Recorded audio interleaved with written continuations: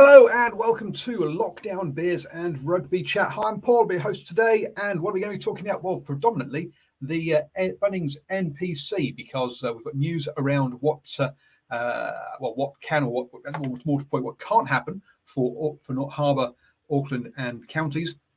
We've also got another round of the draw has been announced, and we'll also touch on the Farah Palmer Cup and also the Heartland Championship as well. All of this really being COVID related.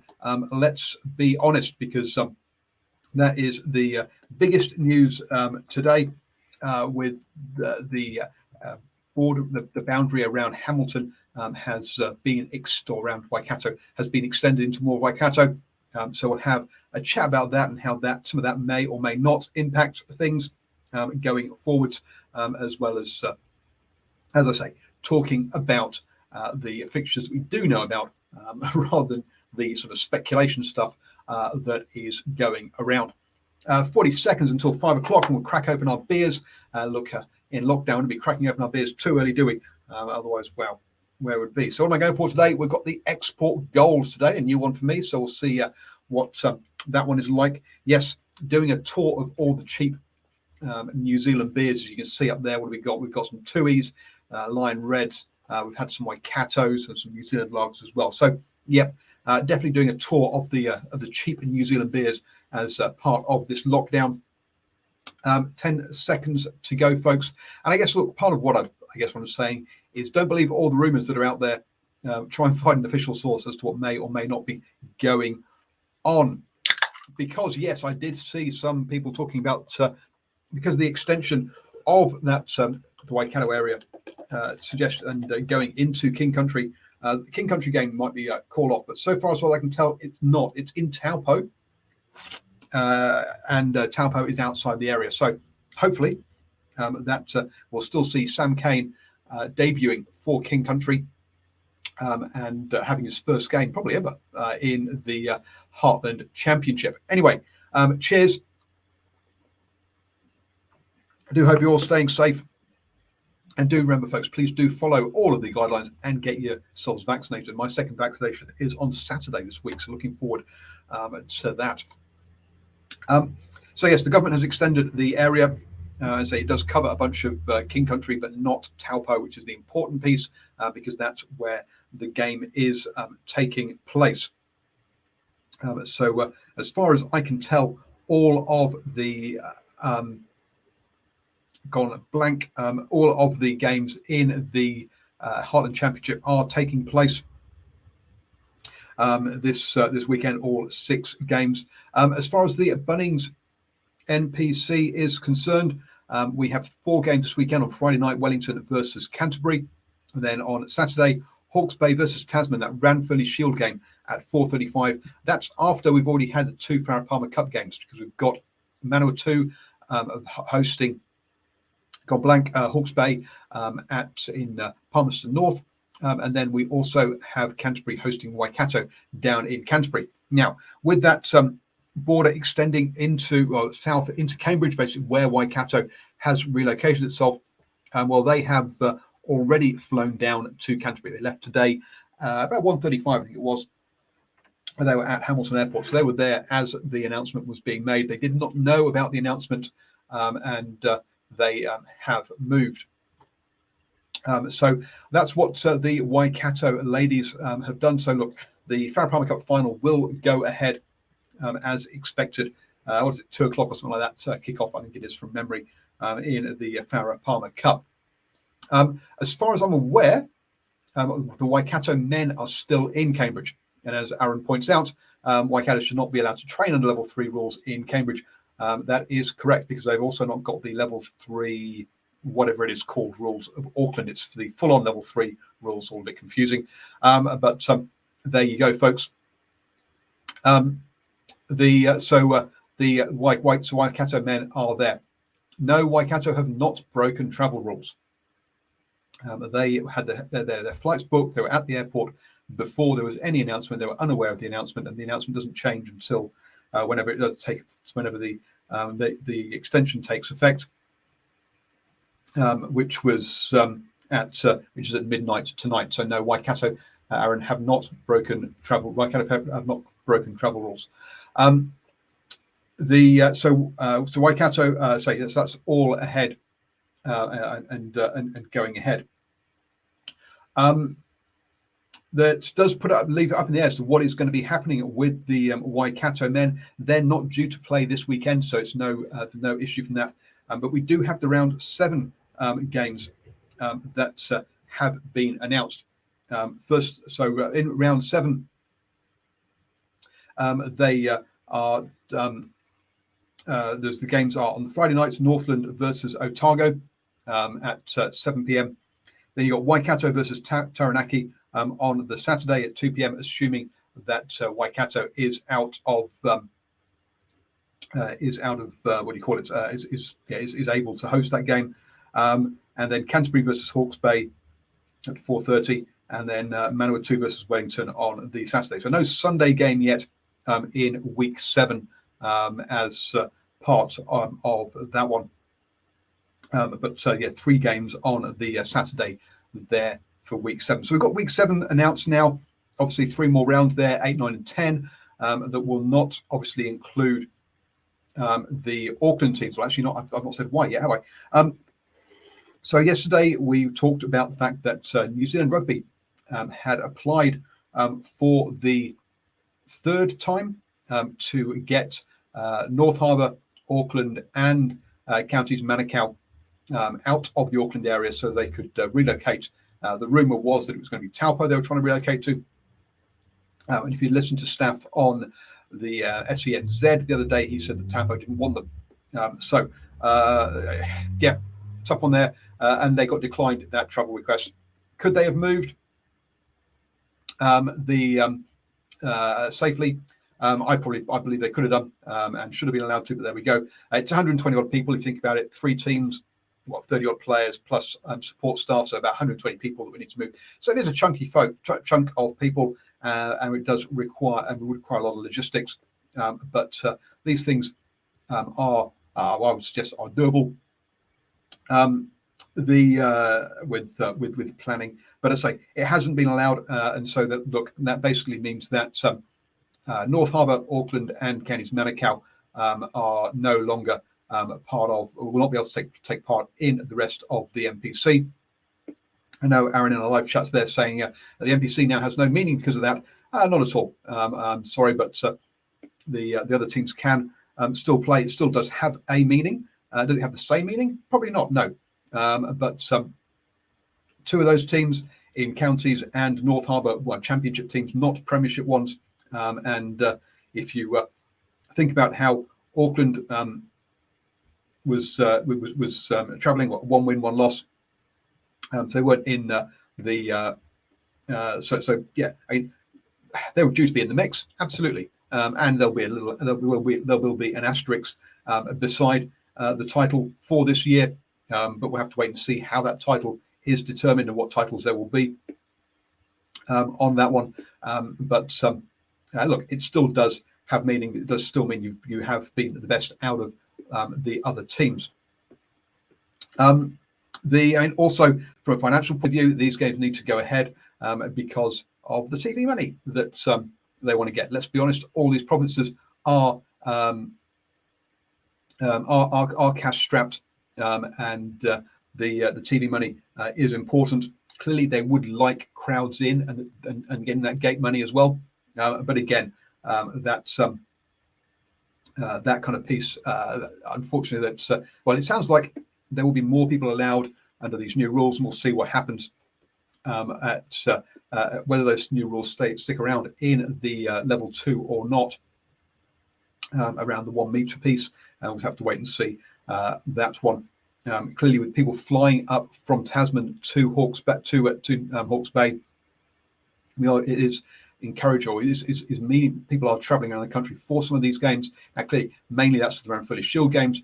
Not that many people travel for the other games. Let's be honest, but still, it is increasing risk by getting these people to travel around because it is encouraging travel. So we'll see what happens with that. And obviously, other events will make people want to travel as well. But yeah, from a finance point of view, look, the NPC has to keep going for these teams to get that Sky money in particular as well. Also, look, from an entertainment point of view, we're in lockdown, we can't do much. So having something on the box to entertain us is also a good thing as well. From that point of view, in my opinion, anyway. So, as I say, we've got the fixtures now for this weekend and next weekend all announced. They're expecting to announce the other 3 rounds, plus whatever they do with finals over the next few days, with the level of certainty now that the 3 teams in Auckland can't, in the Greater Auckland area, can't take part. They are talking potentially of having a Super City series within Auckland if those 3, if Auckland gets down to a level where those 3 teams can play, and having a series of games between themselves. You'd expect, obviously, with Auckland being the Premiership side, for them to be heavy favourites in that one against both North Harbour and Counties Manukau. But again, what does that do? Well, that gives the teams some rugby, which they wouldn't otherwise have, which is going to be a good thing. It gives content to Sky, which they obviously pay for, which is another good thing. And also, hopefully, potentially, people in Auckland will be able to get out and get to see some of those games as well, which would be great. Whether we will or won't be able to cover those, I don't know. We'll have to just wait and see. It's all up in the air and speculation, isn't it? But it would be nice to get to those games and help to cover them. But we'll just have to wait and see how that one all pans out. So yes, bit of a sad day really today in the fact that we can't have the fact that those that we know now we're not going to have a complete NPC there for this one. But look, we should get some clarity at least over the next few days as to what the future looks like for the NPC over the next. I say we're doing into week 6, heading into week 6. So 5 weeks left of the regular season, plus those finals games as well. So that's pretty much it from the NPC or the New Zealand domestic thing. So that means beer break.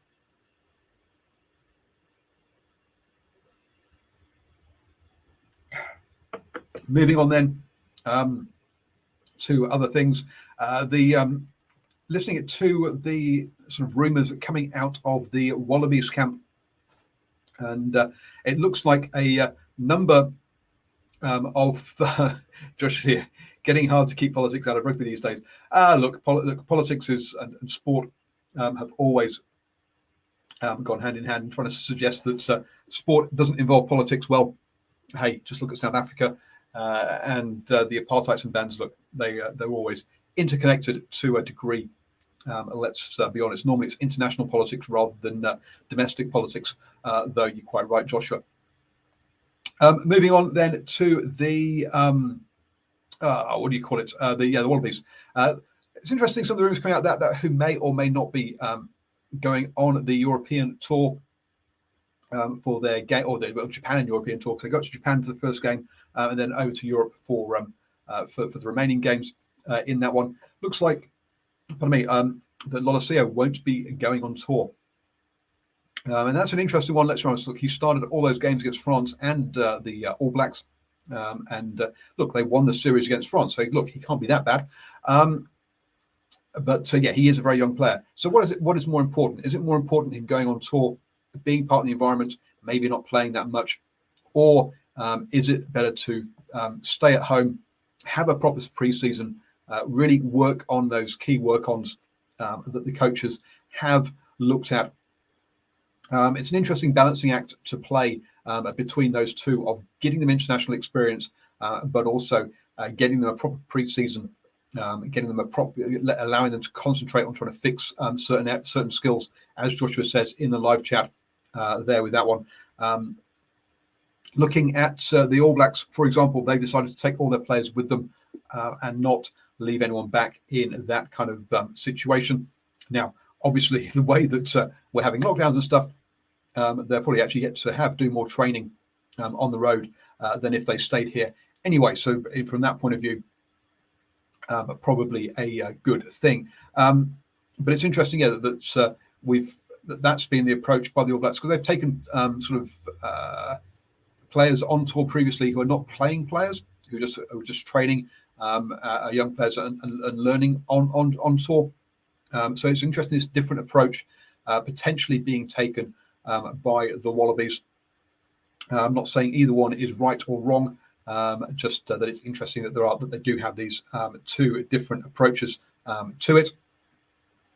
On this one. Now, as was mentioned yesterday, look, 35 games have been announced as part of the November tours, but we'll still have to see how many of those. That's all obviously COVID dependent, and we'll have to see, particularly the Springboks tour is the one that looks the most at risk at the moment, if they have to go through some form of quarantining as well. So it's interesting to see how that one all pans out. We will keep you up to date with all the news that we're aware of as on a daily basis as we do these lockdown beer and rugby chat shows at 5 p.m. So do keep joining us for those.